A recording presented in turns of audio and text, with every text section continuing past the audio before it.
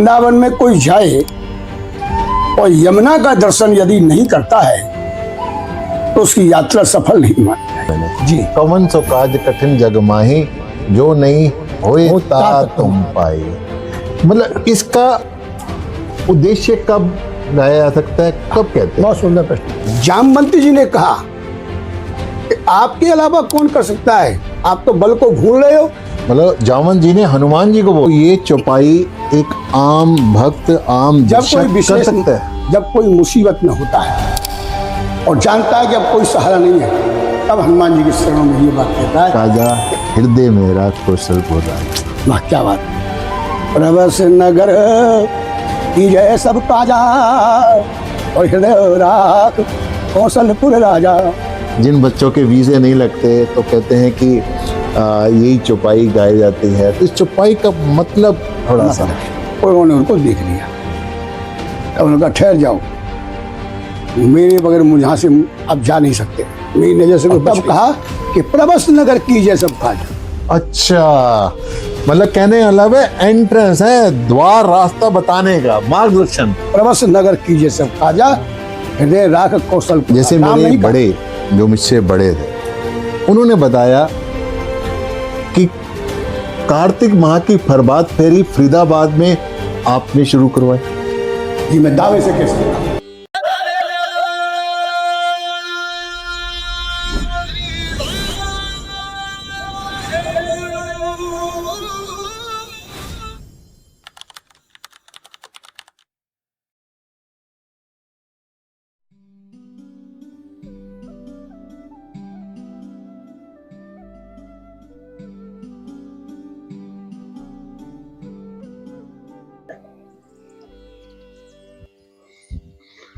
प्रणाम गुरुवर।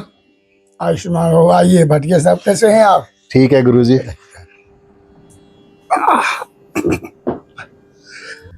राम राम दोस्तों, जय माता दी, सत श्री अकाल, राधे राधे, श्री हरि।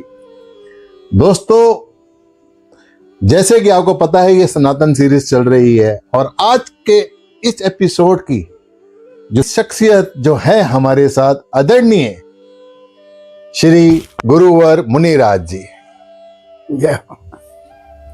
गुरुवर, आपका स्वागत है हमारे इस चैनल में, बनवाली एंड मुल्तानी में। आज के इस एपिसोड में आपका स्वागत है। बहुत सुंदर, बहुत सुंदर। राधे राधे। गुरुजी, सबसे पहले हमारे दर्शकों को आप अपने बारे में बताइए कि फरीदाबाद में आप कब आए। इतना तो मुझे मालूम है कि मैं पैदा भी नहीं हुआ था, उससे पहले गुरुजी आए। ये तो गुरुजी, सबसे पहले अपना परिचय दीजिए। बहुत सुंदर। ओम शुक्लांबरधरं देवं शशिवर्ण चतुर्भुजां प्रसन्नवदनं ध्यायेत् सर्वविघ्नोपशान्तये। श्री कृष्णाय वासुदेवाय हरये परमात्मने प्रणतक्लेशनाशाय गोविंदाय नमो नमः। सर्वप्रथम भटिया साहब, एक तो आपका नाम बड़ा अच्छा है, मनोज। मनोज एवं मारुत तुल्य वेगम, हनुमान जी का नाम भी इसीलिए आता है, और आप हमारे लिए हनुमान जी से कम नहीं। जय हो। आपके चैनल के माध्यम से जो आपने प्रश्न बहुत अच्छा किया है, मैं कुछ अपना जीवन परिचय देता हूं। वैसे मेरा जन्म वृंदावन में हुआ है और वृंदावन का सबसे श्रेष्ठ स्थान यमुना का किनारा केसी घाट है। क्या बात है। यदि वृंदावन में कोई जाए और यमुना का दर्शन यदि नहीं करता है तो उसकी यात्रा सफल नहीं मानी जाएगी। क्योंकि कहते हैं वृंदावन धाम को बासु भल्यो, जहां पास बहे यमुना महारानी। जो जन नाय के ध्यान धरे, वैकुंठ मिले तिनको राजधानी। चारहु वेद बखान करें और संत गुनी तिनके मन मानी। यमुना यम दूतन सो तारत हैं और भव तारत हैं श्री राधिका रानी। वृंदावन की जो अधिष्ठाता हैं, इष्ट हैं और सबसे बड़ी देवी है श्री राधा रानी राधा और यमुना जी। जब तक यमुना जी का पान और स्नान नहीं करेंगे तब तक जीवन सफल नहीं होता। तो मैं उसी यमुना जी की कृपा से, उनका कृपा पात्र और यमुना मंदिर का श्री महंत जब वृंदावन में रहा, वहीं मेरी जन्मभूमि है। आपके पिताजी का क्या नाम था? मेरे पिताजी का नाम स्वर्गीय श्री गिरिराज धरण जी रहा और वो भी अपने में एक ऐसा नाम है जो पूजनीय नाम है। पूजनीय नाम। और आज उनके नाम के अनुसार जो गिरिराज जी हैं उन्हीं के नाम पर रखा गया और वो गिरिराज जी कलयुग के प्रथम देवता हैं, इसलिए उनका नाम भी आज हम लेते हैं तो हमें गिरिराज जी स्वयं ध्यान आ जाते हैं। हम इस विषय में आएंगे, गिरिराज जी की ऊपर गिरिराज जी की परिक्रमा कैसे होती है। सर्वप्रथम महाराज जी, आपका ये नाम मुनिराज है या असली नाम कुछ और है? बड़ा सुंदर प्रश्न किया है। एक परिपाटी बुजुर्गों की कुछ ऐसी चली आ रही थी। मेरे पिताजी का नाम श्री गिरिराज रहा। वो 4 भाई थे जी। सबसे बड़े मेरे पिताजी रहे गिरिराज जी, उनसे छोटे रहे ब्रजराज जी, उनसे छोटे रहे रंगराज जी और उनसे सबसे छोटे थे श्रीराज जी। मतलब राज चलते ही रहे। फिर मेरा नाम, मेरे सबसे बड़े भाई हैं, उनका नाम स्वर्गीय ऋषिराज जी रहा। उनसे छोटे प्रेमराज जी, मेरा नाम मैं तीसरे नंबर पर हूँ मुनिराज और सबसे छोटे का नाम था खेमराज। क्या बात है। मतलब राज, जैसे राज का नाम है था कौन, राज लगा भी हुआ है और हमारा खानदान एक राजसी परिवार रहा। राजसी परिवार। आपको शायद आश्चर्य होगा, वृंदावन के अंदर में बड़े आदर के साथ और सम्मान के साथ हमारी परिवार का नाम लिया जाता है। ये बात तो सत्य है महाराज जी, क्योंकि जब हमारी आंख खुली तब से हम आपके गुणगान के चर्चे सुनते हुए आए हैं और बड़े हुए। ये आपकी उदारता महानता है, बाकी प्रभु की कृपा है। अच्छा गुरुजी, फरीदाबाद में आप कौन से सन में? मैं वृंदावन से थोड़ा पहले परिचित करूं जी। वृंदावन में मेरा जन्म हुआ, उसके बाद पढ़ाई अध्ययन मेरी शुरू हुई।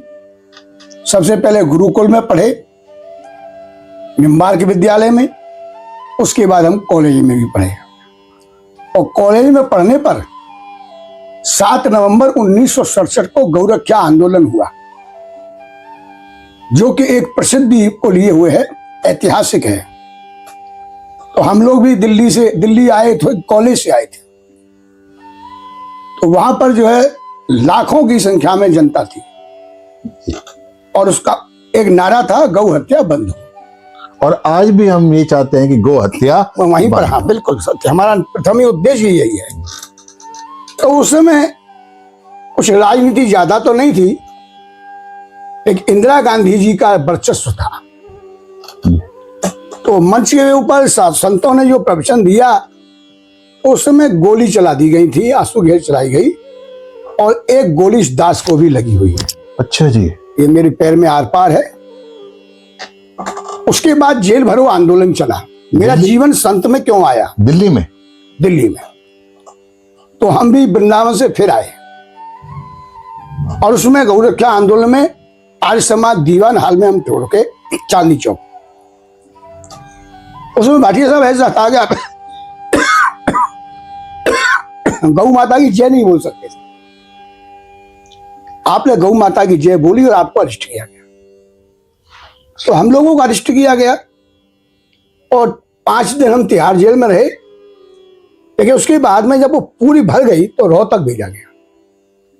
यहां से मेरा अध्यात्म जीवन शुरू होता है, क्योंकि वहां पर सभी जितने थे वो एक से बढ़ के संत थे। दैनिक क्रिया में सवेरे हवन होता था, प्रवचन होते थे, वो तो नाम जेल थी, आत्म सत्याग्रह था। तो वहां संतों का मुझे सामीप्य मिला और उनकी संगत मिली। मतलब देख लीजिए कि कहते हैं ना, संत अपना प्रभाव हर जगह छोड़ते हैं, चाहे वो अंदर हैं या बाहर हैं, और संतों का सानिध्य और संतों की वाणी और संतों के मुख से निकले हुए जो वचन होते हैं वो हमेशा सिद्ध होते हैं। तो यानी 69 तक मेरा ये जीवन ऐसा चला। उसके बाद एक मन में संकल्प हुआ कि हम भी सन्यासी बन जाए। अच्छा। तो हमारे पिताजी तो मेरे 6वीं क्लास में तब तभी चले गए थे। तो हमारी माताजी ने कहा अभी सन्यास नहीं लेना जब तक मैं हूं। तो सन्यास न लेकर के, लेकिन हमने फिर भी अपना जीवन आध्यात्म की तरफ जोड़ दिया। और सन 70 में यानी मेरा विवाह भी हुआ, क्योंकि गृहस्थ जीवन सबसे श्रेष्ठ है और गृहस्थ आश्रम सब आश्रमों का पालन करता है, इसलिए सबसे श्रेष्ठ है। हमारे आदि काल में जितने भी ऋषि हुए सब गृहस्थी हैं, कोई सन्यासी नहीं है। हमारे सप्त ऋषि हैं, सब गृहस्थी हैं। जितने आपके हमारे गोत्र लिए जाते हैं वो सब ऋषियों के हैं, वो संतान उनकी हुई है तभी तो गोत्र हुआ। कहने का तात्पर्य ये है महाराज जी, ये जरूरी नहीं है कि आपने अगर भक्ति करनी है तो जंगलों में ही जाना है। 4 आश्रम हैं और 4 ही स्थान यानी हमारे यहाँ। इस आश्रम जो है, पहला आश्रम है ब्रह्मचर्य, दूसरा है गृहस्थ, तीसरा है वानप्रस्थ, तब सन्यासी बनना चाहिए। क्योंकि यदि बचपन में यदि हमने अनुभव तो लिया नहीं और हम सन्यासी बन जाएंगे तो भ्रष्ट होने का डर रहता है, जो आजकल विशेष चल रहा है। तो 70 में आपका विवाह हुआ? 70 में विवाह हुआ। उस समय मेरे चाचा जी जो थे, जिनका नाम मैंने आपको ब्रजराज बताया, ये क्रांतिकारी थे और सुभाष चंद्र बोस जी के अनुयायी थे। अच्छा। तो अंग्रेजों से इनका वृंदावन में युद्ध खामोखा की लड़ाई हो गई थी। उन्होंने भारत माता की जय बोली, तो उनको अरेस्ट किया करने की कोशिश की गई थी। तो उन 2 अंग्रेजों को उन्होंने वहीं मार दिया। ये आजादी से पहले की बात? आजादी से पहले। और वो सीधे यानी जाके जमुना जी में कूद गए। तो बहुत बड़े पहलवान थे वो। तो हमसे लोग जब कहा करते थे भाई तुम्हारे चाचा जी को हम जो है ऐसा घी पिलाते थे, ये करते थे, वो करते थे, तो मन में एक थोड़ी जिज्ञासा हुई या कभी उनसे मिला जाए। लेकिन उनके लिए भी ऐसा ही एक आदेश था कि उनको देखते ही गोली मार दी जाए, जैसे सुभाष चंद्र बोस की थी। लेकिन हमारा एक ये देश का दुर्भाग्य है कि स्वतंत्रता मिलने के बावजूद भी वो आदेश वापिस नहीं लिया गया। तो वो छुप के रहे यूपी में। जब पता लगा वो फरीदाबाद में इस समय है, तो मन में जिज्ञासा हुई कि जाके उनका दर्शन करना चाहिए। तो मैं यहाँ आया तो उनका दर्शन करने बड़ा प्रसन्न हुआ, देख करके वो भी प्रसन्न हुए। तो वो रामायण के मर्मज्ञ थे। बहुत एक चौपाई पर 8-8, 10-10 दिन बोल जाते थे। तो मैं जब आया उनको भी प्रसन्नता हुई। तो मेरे से बोले आप 5 दिन यहाँ रहो, क्योंकि काफी दिन से मैं रह रहा हूँ। 3 नंबर सनातन धर्म मंदिर A ब्लॉक में है, वो वहां रहते थे। मैंने कहा 5 दिन की कोई बात नहीं है, कॉलेज से आया था मैं। लेकिन वो आए नहीं 8 महीने तक, स्वतः फक्कर थे। तो 8 महीने जब मैं यहाँ रहा तो फिर मैं यहीं का होके रह गया। तो उसके अंतर्गत कई त्योहार आए। उसमें एक त्योहार होली का आया। वृंदावन में होली बहुत मशहूर होती है और अद्वितीय होती है, लेकिन मैं वृंदावन में होली का बादशाह था। अच्छा। हाँ, आज भी हूँ प्रभु कृपा से। क्या बात है। लठमार होली में या लठमार बरसाने में होती है? लठमार बरसाने में होती है, हमारे यहाँ रंग की होती है। तो ये 40 दिन पहले से स्टार्ट हो जाती है? बसंत पंचमी से। बसंत पंचमी से। और होलिका दहन के बाद 8 दिन 10 दिन तक और रहती है, मतलब 40 दिन तक रहती है ये। इसलिए कहावत है, देखा ऐसा देश निगोरा, जगत होरी ब्रज होरा। मतलब थोड़ा बोले हमने ऐसा विचित्र देश देखा वृंदावन धाम कि सारे संसार में 1 दिन होली होती है, वृंदावन में 40 दिन होती है। क्या बात है दोस्तों, ये बात हमें भी नहीं मालूम थी। हम तो होली का त्योहार एक दिन मनाते थे। अब आपका एक शब्द पकड़ता हूं मैं, जी। होली का त्योहार। जी होली का त्योहार एक ही दिन होता है, जी, क्योंकि उसका नाम है होली। बोले होली सो होली, होली से अब गले मिल जाओ। तो गले में ये होली सारे संसार की होती है एक दिन। हमारे यहाँ होली होती है, होली यानी होली, श्याम सुंदर की होली माने प्रेम रस। प्रेम रस। कोई भी होगा, चाहे परिचित है या अपरिचित है, उसको गुलाल और रंग जरूर डलेगा। महाराज जी कहते हैं कि गाली भी देते हैं, वो बड़ी नहीं, मिठास गाली वाली नहीं। गाली होती है। गाली नहीं देते, शब्द वापस लें आप, अच्छा, गारी देते हैं। गारी, ओके, गारी। जैसे होली और होली में अंतर है, होली और होली में ऐसे गाली और गारी में अंतर है। हम क्षमा प्रार्थी, हमें नहीं मालूम। क्षमा। गाली जो है वो अपशब्द है, गारी, और गारी उसमें प्रेम रस है। अच्छा आज कभी बरसाने जाएं लठमार होली देखने के लिए, जी, तो बरसाने की जो सब बधुआं हैं, नव बधु हैं, चपराएं, जितनी भी गोसाइयों की पत्नियां हैं, सब बड़े सुंदर श्रृंगार करके खड़ी होंगी। और नंदगांव से जो होली खेलने आएंगी, होली वो लठमार होली खेलने के लिए, तो वो ढाल लेके आएंगे अब और दरवाजे पे खड़े हो जाएंगे। अच्छा, तो सब ब्रजवासियों की जो पत्नियां हैं, उनको गारी देती हैं। गारी देती है। वो उस गारी को सुनने के लिए वो तरसते हैं। उस समय कोई उस ऐसा बुरा भाव नहीं होता है। जैसे हमारे श्याम सुंदर दास लीला में जब खेलते हैं, तो वो अपनी सखाओं से कहते हैं, अरे सारे तू इतने दिन से कहाँ हो? वह सारा शब्द जो है वो गाली नहीं है, वो प्रेम है। प्रेम है। ये गाली क्या है? साले, कौन साले? तो इसमें कुछ श्लोक भी होते हैं। हाँ, दोहा बोलते हैं। दोहा बोलते हैं। हाँ, दोहा बोलते हैं, और वो दोहा ऐसे होते हैं। हाँ जी, हमारे दर्शकों को बताइए। नहीं, इस समय नहीं बोलेंगे, अच्छा वो समय की बात है। अच्छा अभी ब्रजवासी भी इस समय आपको कोई नहीं बोलेगा। अच्छा, जिस दिन लठमार होली होगी, हाँ उसी दिन बोलेंगे। वो होली होने के बाद आप बोलो, उसको सुनाना नहीं सुनाएंगे। क्यों? कि वहां एक भाव होता है। अच्छा, उन गोपियों के साथ में उनका गोपी का भाव है। यद्यपि उनकी वो भाभी लगती हो, ना लगती हो, चाहे कुछ भी लगती हो, रिश्तेदारी हो, लेकिन वहां वो रिश्तेदारी नहीं होगी, वहां सखी और सखा का भाव होगा। नहीं, अब आज की जनरेशन को तो मिल जाए आपके मुखारबिंद से। मैं नहीं दे सकता। हाँ, बस बाकी ये है कि हाँ, उनका दोहा एक सुनाता हूँ। हाँ, दोहा सुना दीजिए।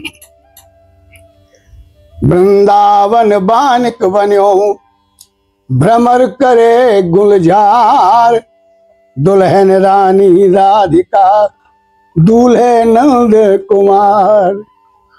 यानी बड़ा इसमें प्रेम है। हाँ, वृंदावन बानिक बन्यो, भ्रमर करे गुंजार। बोले इतना बढ़िया सुंदर श्रृंगार किया हुआ है कि भ्रमर उनके चारों तरफ भौरे गुंजायमान हो रहे हैं, कर रहे हैं। दुल्हन, आज श्री राधा रानी जी दुल्हन लगी हुई है, उनके दूल्हे नंद कुमार लगे हुए। तो यहाँ नंद कुमार कहा है, नंद का लाला कहा गया है, कृष्ण नहीं कहा गया। कृष्ण नहीं। तो वहां आपस में संबंध जो है, बरसाने और नंदगांव का बड़ा मधुर संबंध है।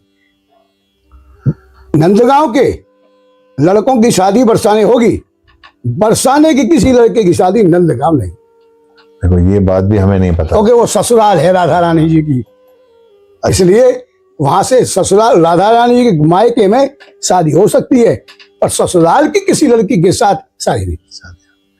अरे महाराज जी, जैसे आज जो भी भक्त हैं, उनको नहीं मालूम कि यमुना जी के बाद ही यात्रा पूरी होती है। वो तो वृंदावन के ठाकुर जी के दर्शन कर लेते हैं और आ जाते हैं, लेकिन आज आपने बताया, ये सत्य है। अभी हम किसी से पूछते हैं वृंदावन जाते हैं, और हाँ जाते हैं जी। कहाँ जाते हैं? और बाकी बिहारी जाते हैं। और कहाँ जाते हैं? और क्या है जी वहां? एक ऐसा प्रचलन हो गया है दिल्ली वाली जनता का, या फरीदाबाद तो काफी लोग, मैंने कहा ना कि हमने इनका परिचय वृंदावन में बहुत अच्छा कराया है। तो वृंदावन के यानी दिल्ली के अधिकांश लोग सिर्फ बांके बिहारी तक सीमित हैं। हाँ, अब प्रचार कुछ हुआ है तो राधा वल्लभ जी भी जाते हैं, कुछ प्रचार ज्यादा हुआ है तो निधिवन भी जाती है। लेकिन हम जब यहाँ आए और यहाँ हमने होली पर रुके, हम होली में नहीं, होली में, तो यहाँ विचित्र देखा हमने। कहीं बैठे हुए थे तो वहां कुछ गंदगी आई। मैंने कहा जी ऐसी क्यों हो रही है? तो यहाँ होली है ना, कल घर से बाहर नहीं निकलना, या ऐसे ही होगा। मैंने कहा होलाष्टक क्या होता है हमारा? वहीं आता हूँ। तब हमने मन में सोचा कि यहाँ की जनता को वृंदावन का परिचय कराना चाहिए। होला अष्टक, अष्टक माने 8 दिन। जी। तो होला अष्टक जो है वो अष्टमी से लगता है। उसमें उसके बाद सब विवाह शादी आदि सब बंद हो जाती है। होलाष्टक लगने से अच्छा, वो बंद हो जाती हैं और उसके बाद कोई शुभ काम नहीं होता, सिर्फ होली ही होती है बस, इसलिए उसमें काम नहीं करते। होल को होला अष्टक कहते हैं। देखो दर्शकों, आप में से किसी ने मेरे को एक बार पूछा था कि होलाष्टक क्या होता है, तो मुझे खुद को नहीं मालूम था कि होलाष्टक क्या होता है। अब गुरुजी ने बताया 8 दिन होते हैं, उसमें कोई किसी प्रकार का काम नहीं किया जाता, शुभ काम नहीं होता है। जैसे विवाह शादी है, नामकरण संस्कार गृह प्रवेश आदि है, उसमें नहीं करते। उसमें सिर्फ जो है ठाकुर जी से जुड़ना होता है। अब यहाँ तो खैर इतना मानते हैं कि भाई होलाष्टक है, कोई काम नहीं करे। हमारे ब्रज में ये 8 दिन जो होते हैं बड़े धूमधाम से होली खेलने के होते हैं। एक साधना करने वाले व्यक्ति के लिए होलाष्टक कितना उत्तम है। साधना करने वाला तो वैसे हर समय कर सकता है, लेकिन होला अष्टक जब प्रारंभ होते हैं तो ठाकुर जी का प्रेम रस प्राप्त करने के लिए वो जीव श्री राधा कृष्ण का उपासना करते हुए उनको प्राप्ति करने का साधन एकांत में यमुना किनारे करे तो ठाकुर जी जल्दी प्रसन्न हो जाते हैं। अगर कोई दर्शक यमुना जी नहीं जा सकते, कहीं दूर बैठे हैं, विदेशों में बैठे हैं, जो आ नहीं सकते, तो उनके लिए सरल उपाय क्या है? सबसे श्रेष्ठ उपाय है, आप मैंने सुना बंबई में रहे हैं जी, और वह भी अभी आपने मैंने कहा जैसे बंबई में रहे हैं, तो इमीडिएट 1 सेकंड में आपका मन मस्तिष्क उस घर में पहुंच गया जहां थे। जी, ये मन की चाल है, मन से श्रेष्ठ किसी की चाल नहीं है। जी। आप अमेरिका रहते हैं या रहे, हमने कहा अमेरिका, तो झट आपका मन 1 सेकंड में वहां पहुंच गया। जी। इसी प्रकार से हम मानसिक रूप से हम यमुना में स्नान कर सकते हैं, गंगा में स्नान करते हैं। अच्छा जी। तो दूर से भी यदि यमुना गंगा का नाम लिया जाता है, कार्तिक मास की महात्म में लिखा है, पद्म पुराण में कहा है, 400 योजन से भी अगर आप जो है यमुना या गंगा का नाम ले लेते हैं तो उसके स्नान का फल आपको प्राप्त हो जाए। क्या बात है। देखो दोस्तों, ये बातें एक संत ही बता सकता है, उनके मुखारविंद से पता चलेगी। अच्छा महाराज जी, अभी आपने जैसे चाचा जी को बताया कि वो रामायण के बड़े मर्म के थे। एक चौपाई मुझे सुननी बहुत है मैंने जी। कवन सो काज कठिन जग माही, जो नहीं होए होता ता तुम पाई। मतलब इसका उद्देश्य कब गाया जा सकता है, कब कहते हैं? बहुत सुंदर प्रश्न किया है। हनुमान जी के लिए कहा गया है। हनुमान जी ने बचपन में ही सूर्य को निगल दिया। हनुमान जी ने भगवान श्री राम जो वन वन भटक रहे हैं, उनकी सुग्रीव से मित्रता करा करके सुग्रीव को राज्य दिलाया। बाली से राज्य प्राप्त करना मजाक बात नहीं थी, लेकिन श्री राम जी के द्वारा प्राप्त कराया। जिस पीड़ा से पीड़ित श्री राम थे, उस पीड़ा से मुक्ति श्री हनुमान जी ने राम जी को दिलाई, सीता जी की खोज करके। तो लंका में कोई जा तो सकता नहीं था। 7 योजन 700 योजन कहिए, एक योजन के अंदर में 4 कोस होते हैं, 4 के कोस में 12 किलोमीटर होते हैं। तो बहुत विस्तार लंबा था उसका। और ये प्रश्न आया कि कौन जाएगा, हैं? जी। तब जो है वहां पर जामवंती जी ने कहा कि आपके अलावा कौन कर सकता है, आप तो बल को भूल रहे हो। मतलब जामवंत जी ने हनुमान जी को बोल रहे? जी, ऐसा कौन सा काम है हनुमान जो तुम नहीं कर सकते हो? कौन सो काज कठिन जगमाई, ऐसा संसार में कौन सा काम है जो नहीं हो ता तुम पाई, जो आप नहीं कर सको? अरे बाल समय जब भक्ति नहीं हो, बाल के बालक समय जब भक्ति हो, तीनों लोग भयो निहारो। तो आपने उस समय यदि ये सूर्य को बचपन में निगल लिया, आपके लिए ये समुद्र क्या है?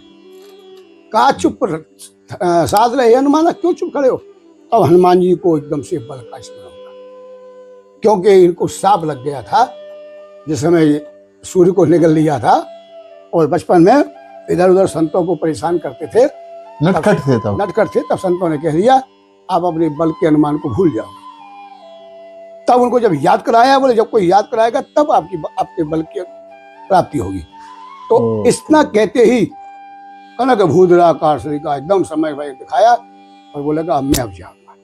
तो सीता जी की खोज की, सीता जी को राम से मिलाया, लंका विध्वंस की। और असल पूछो तो रावण की मुक्ति का साधन हनुमान जी। महाराज जी, तो ये चौपाई एक आम भक्त, आम जब कोई दर्शक कर विशेष, सकता है? जब कोई मुसीबत में होता है और जानता है कि अब कोई सहारा नहीं है, तब हनुमान जी के शरणों में ये बात कहता है कि आपने कौन सा आपके लिए कठिन आई, ऐसो को जग जग माही है, यानी आप जो है आपके समान कोई है ही नहीं। तब वहां पर निवेदन शरणागत होकर के यदि कहा जाए तो हनुमान जी उस कार्य को तुरंत करते हैं।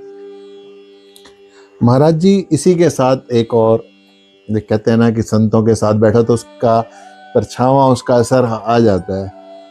परवेश नगर कीजे सब काजा, हृदय मेरा कौशलपुर राजा। वाह क्या बात है। प्रवेश नगर कीजे सब काजा और हृदय राख कौशलपुर राजा। जिन बच्चों के वीजे नहीं लगते तो कहते हैं कि यही चौपाई गाई जाती है। तो इस चौपाई का मतलब थोड़ा सा, जब हनुमान जी लंका में जाने के लिए तैयार हुए और समुद्र को लांग रहे थे और लंका में जाके पहुंच गए तो देखा लंका के चारों तरफ प्रकोट बहुत ऊंचे ऊंचे, तो मशक समान रूप कप धरे हुए, मच्छर के समान छोटा सा रूप बना लिया। लेकिन फिर भी वहां एक लंकनी नाम की एक राक्षसी थी, उन्होंने उनको देख लिया। तब उन्होंने कहा ठहर जाओ, मेरे बगैर मुझे यहाँ से आप जा नहीं सकते, मेरी नजर से कोई बच नहीं सकता।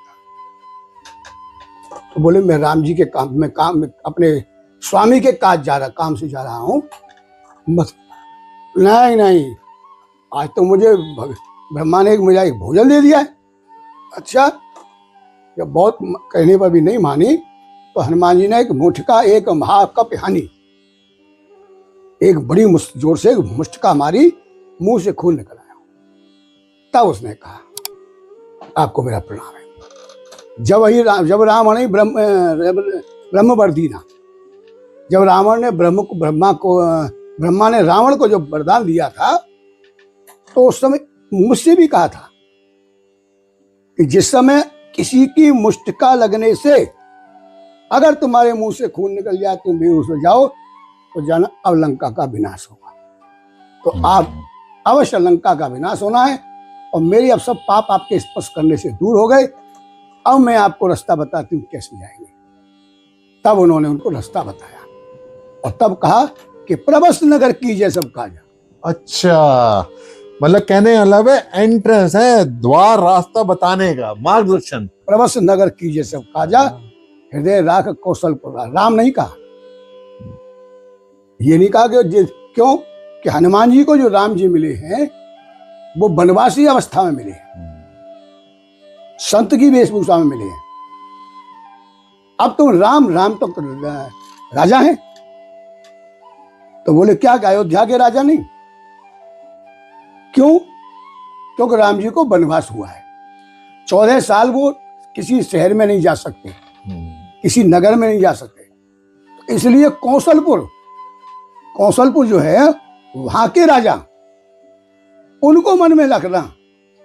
तो वनवासी अगर राम नहीं जाएंगे वहां शहर में तो उनका प्रण भी पूरा होगा और फिर आप जा रहे हो राजनीति करने, तो राजा को ध्यान में रखो, वनवासी को नहीं। महाराज जी, बहुत अच्छा आपने बताया। अब जैसे मेरे बड़े, जो मुझसे बड़े थे, उन्होंने बताया कि कार्तिक माह की प्रभात फेरी फरीदाबाद में आपने शुरू करवाई। ये मैं दावे से कह सकता हूँ, यहाँ कोई प्रभात फेरी नहीं लगती थी। कार्तिक के महीने के अंदर में, कार्तिक महीना धार्मिक महीना है। अच्छा। और इसके अंदर में ब्रह्म मुहूर्त में उठ करके पूजा पाठ करना तुलसी शालिग्राम की। जैसे हम कत्तक कहते हैं, कत्तक मतलब का अर्थ कार्तिक है? में तुलसी शालिग्राम का विशेष महत्व है। ये पौराणिक महामास है। और जैसे श्रावण में शंकर जी की उपासना का है, वैशाख में विष्णु जी की उपासना का है, तो कार्तिक के अंदर में तुलसी और शालिग्राम का विशेष महत्व है। क्योंकि जालंधर का जो वध हुआ वो कार्तिक में ही हुआ था, कार्तिक। और कार्तिक में ही शालिग्राम जी की का प्राकट्य हुआ है।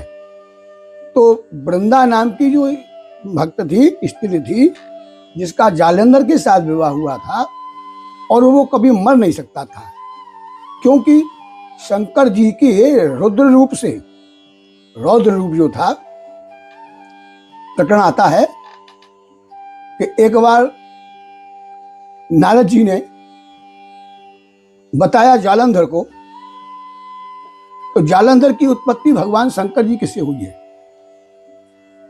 तो राहु नाम का राक्षस एक बार भगवान के यहाँ गया और शंकर जी के यहाँ, तो उन्होंने उसका अपमान करने की कोशिश की। तो भगवान ने एक बाल उठा करके और उसको मारने का प्रयत्न किया। तो वहां पर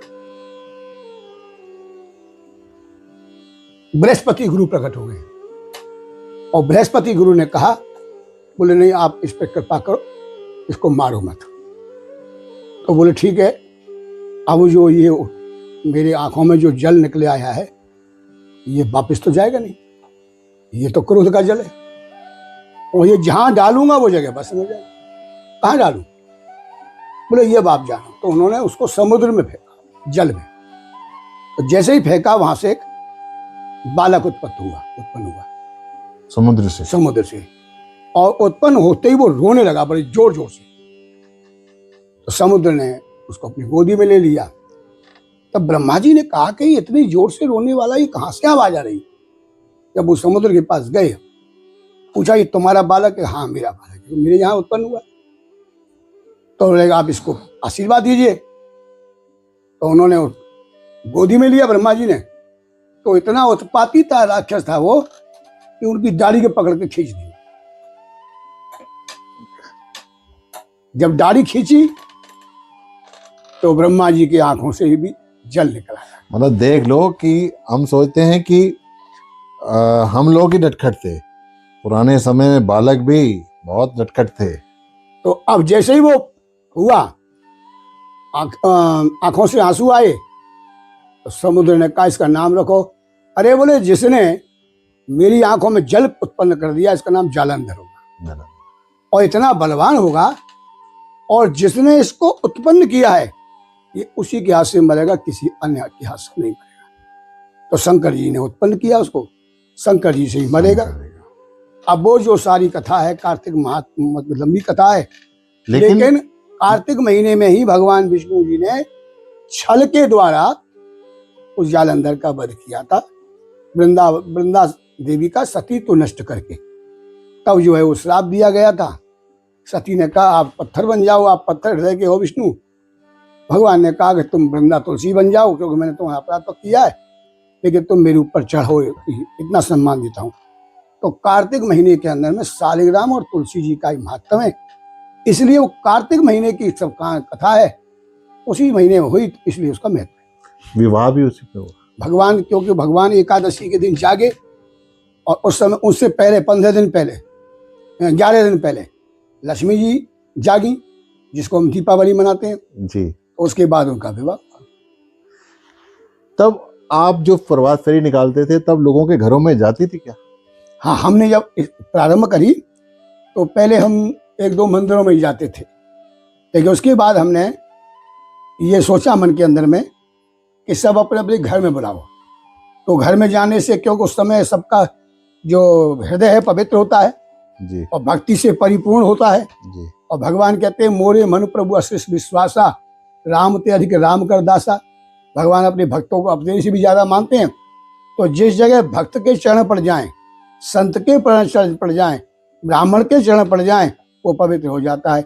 इसलिए साथ संगत को लेके हम लोगों के घर में जाते हैं। तभी कहते हैं कि साथ संगत के चरण अपने घर में डालने जरूरी चाहिए, किसी भी रूप में डाले तो वो डलने चाहिए। इसलिए वो प्रभात फेरी इसलिए नाम है कि ब्रह्म मुहूर्त में हम 4:30 बजे हम लोग जो है कथा में 4 बजे कथा होती थी, 4:30 बजे सबको लेकर के निकल जाते नगर भ्रमण करते। महाराज जी, आपका बहुत नाम है, बड़े बड़े धर्म सम्मेलनों में उच्च पदवी पे आप विराजमान हो, उसके बावजूद इतने सरल स्वभाव के। महाराज जी, एक प्रश्न है कि ज्ञान और प्रेम में क्या अंतर है, और प्रभु की प्राप्ति के लिए ज्ञान श्रेष्ठ है या भक्ति श्रेष्ठ है? कैसे प्रभु को पाया जा सकता है? भाटिया साहब का बड़ा सुंदर प्रश्न है। ज्ञान और प्रेम, ज्ञान तो सबको होता है, हित अनहित पशु पक्षी जाना, किसी चीज को जानना वो ज्ञान है। लेकिन ज्ञान के साथ साथ आध्यात्मिक ज्ञान, प्रभु को प्राप्त करने के बारे में जानना ज्ञान, वो ज्ञान शुष्क ज्ञान होता है जिसमें भक्ति जुड़ जाए। भक्ति से परिपूर्ण ज्ञान वो सरल ज्ञान तो है, कठिन भी है, लेकिन वो तत्व ज्ञान को प्राप्त करके जीव परमात्मा को प्राप्त करता है, उसमें समय लगता है। एक प्रेम होता है, तो प्रेम जो है तो 2.5 अक्षर का, पढ़ पढ़ कर सब जग मुआ पंडित भयानक कोई, और 2.5 अक्षर प्रेम का पढ़े सो पंडित। तो प्रेम को जानना और प्रेम को धारण करना ये बड़ा मुश्किल है। इसमें भगवान की जब तक कृपा नहीं होगी, तो मैं आपको इसके बारे में एक दृष्टांत देता हूं। भगवान प्रेमी को मिलते हैं जल्दी या ज्ञानी को मिलते हैं? ज्ञान में परिपूर्ण बहुत विद्वान एक संत, जिनकी पराकाष्ठा थी ज्ञान में, एक दिन नारद जी महाराज भ्रमण करते करते इस पृथ्वी लोक का भगवान का दर्शन करने बैकुंठ में जाते हैं। रास्ते में एक जंगल पड़ता है जिसमें एक ज्ञानी रहता है जी। नारद जी की दृष्टि पड़ी, देखें ये कौन रहता है, तो देखा अंदर नारायण नारायण कहा तो एक ज्ञानी था। आइए महाराज जी, वो नारद जी के बारे में जानता भी था। तो थोड़ी सी हरी चर्चा हुई। उसके बाद बोले कहाँ जा रहे हैं प्रभु? बोले बैकुंठ जा रहा हूँ नारायण के यहाँ दर्शन करने। तो ज्ञानी बोला महाराज आप तो भगवान के मन हो, भगवान से पूछना कभी मेरे ऊपर कृपा करेंगे? बोले पूछ लेंगे। माँ से विदा हुए, एक फरलांग चले होंगे तो कुटिया में कीर्तन की आवाज आई।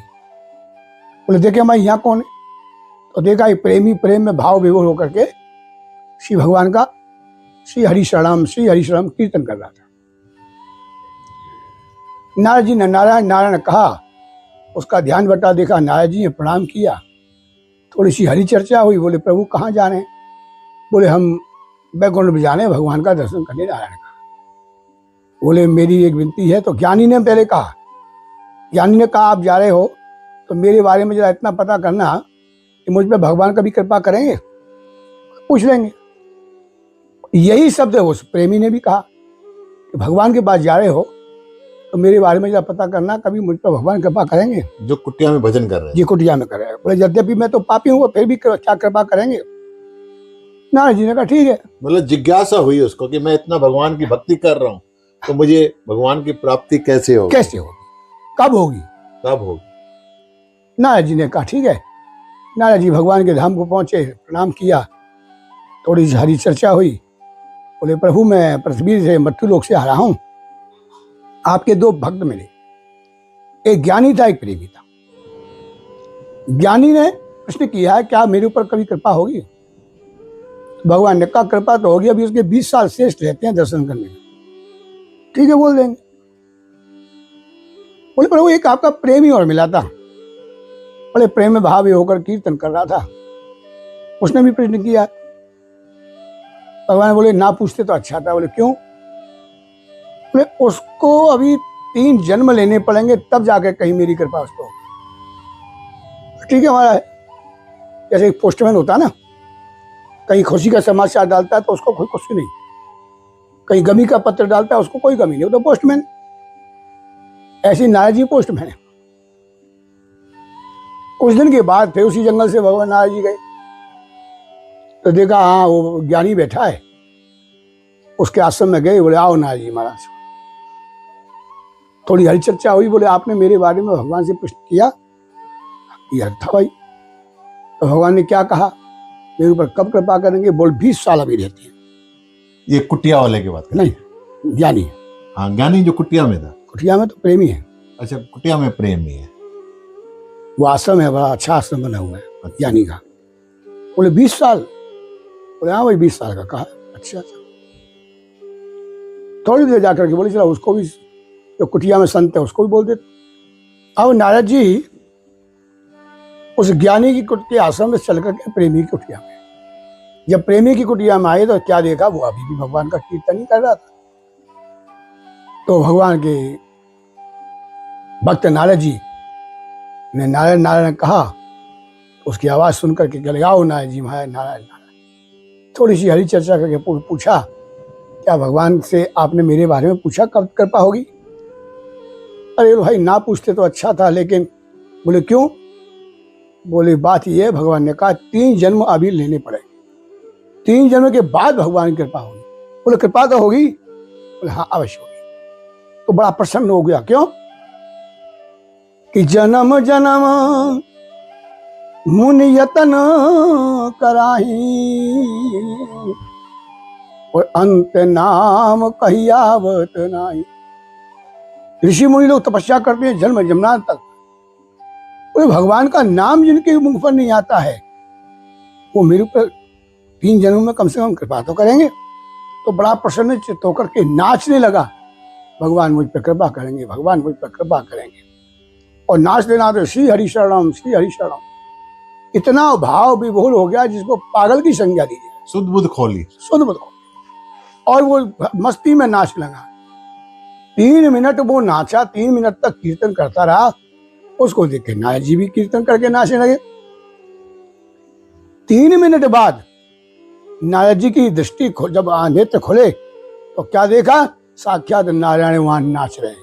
क्या बात है। नारद जी ने एकदम से कहा, अरे प्रभु। सुन करके उस भक्त ने भी आवाज सुनी तो कीर्तन थोड़ा ठहरा। बोले प्रभु आप? बोले हाँ। तो बोले आप तो सत्य का रूप है, सत्य नारायण है, आप तो सदा सत्य बोलते हैं, आपने मुझसे झूठ क्यों बोला? बोले क्या? बोले आप तो कहा 3 जन्म के बाद इस पर कृपा होगी। बोले सत्य बोला। तो आप तो अभी अभी आ गए हो, अभी कृपा कर रहे हो। बोले ये भी सत्य है। बोले वो भी सत्य था और ये भी। बोले मतलब? बोले इसके कर्मों के भोग के अनुसार 3 जन्म अभी इसको लेने थे, तब जाकर के मैं इसके ऊपर कृपा करता। लेकिन इसके जो 3 मिनट का जो कर्म है, ये तन मन धन आत्मीय, एक घड़ी आधी से पुण्य आदि, तुलसी संगत साध की मिटे कोट अपराध। यानी 3 मिनट तक इसने आत्मा को साध करके मन क्रम वचन से जो मेरा कीर्तन किया, मैं तो प्रेम का भूखा हूँ, प्रेम का भूखा हूँ मैं। प्रेम ही एक सार है, और प्रेम से जो मुझको भजता तो भजते सब भव से बेड़ा पार। प्रबल प्रेम के पाले पड़कर, प्रबल प्रेम के पाले पड़कर प्रभु को नियम बदलते देखा। अपना मान भले टल जाए पर भक्त का मान न टलते देखा। क्या बात है। जय श्री राम। प्रबल प्रेम में पढ़ करके बोले पर प्रभु नारद मुझे आना पड़ा। इसकी 3 मिनट की जो भक्ति और प्रेम है ना, इसने मुझे आने के लिए मजबूर कर दिया। तो इससे सिद्ध होता है कि भगवान 3 मिनट में भी मिल सकते हैं। 3 जन्म की बात तो सुनो, लेकिन कब? प्रेम। प्रेम से यदि भगवान को कोई पुकारता है, प्यार से भगवान को कोई पुकारता है, तो भगवान कहते हैं मुझे किसी वस्तु की आवश्यकता नहीं है। अब क्या दोगे? धन। साक्षात पत्नी उसकी लक्ष्मी है। जायदाद से? बोले 3 लोग का मालिक है, क्या देने से प्रसन्न होगा? कुछ भी लेना हो, कुछ भी देने को ठाकुर जी तैयार है। बदले में एक ही चीज मांगते हैं, प्यार। ये 2 शब्द कहूंगा, सब कुछ ले लो उसको दे करके प्यार, देते लुटा वो दया का भंडार। दौड़े चले आते हैं मेरे राम प्रभु, भागे चले आते हैं मेरे राम प्रभु। जो तू आवे एक पग में आऊं पग साथ। भगवान कहते हैं तू एक कदम मेरी ओर चल तो सही, मैं 7 कदम तेरे पास आने के लिए तत्पर खड़ा हुआ हूं। तो इसलिए कहने का भाव ये है, भगवान को प्रेम से पुकारो। कौन कहता है कि भगवान आते नहीं? सच्चे दिल से उन्हें तुम बुलाते नहीं। क्यों कहते हो कि वो भोग खाते नहीं? अरे धन्ने की तरह से खिलाते नहीं? क्यों कहते हो कि वो नाचते नहीं? अरे गोपियों जैसे भाग से तुम नचाते नहीं। प्रबल प्रेम के पाले पड़कर प्रभु को नियम बदलते देखा, अपना मान भले टल जाए पर भक्त का मान न देखता टलते देखा। प्रबल प्रेम के पाले पड़कर प्रभु को नियम बदलते देखा, 3 लोक के उस त्रिभुवन पति को गोकुल गांव मचलते देखा। क्या बात। छछियावर छाछ बोले पर क्या नाच के दिखाओ तब तुम्हें थोड़ी सी छाछ देंगे। क्या उनके यहाँ कमी थी? अरे 9 लाख धेनु नंद भावागर नितने वो माखन हुए। अरे श्याम कृष्ण माखन की चोरी छोड़ सामरे, मैं समझाऊं तो। यशोदा कहती है हमारे यहाँ क्या कमी है? 9 लाख गायें, लेकिन नहीं गोपियां प्रेम से पुकारती हैं, प्रेम से बुलाती हैं। तो भगवान तो प्रेम के भूखे गोपियों के यहाँ जाते हैं। आपके धन के भूखे नहीं है, आपकी जमीन जायदाद के भूखे नहीं है। इसलिए भगवान को प्रेम से पुकारो।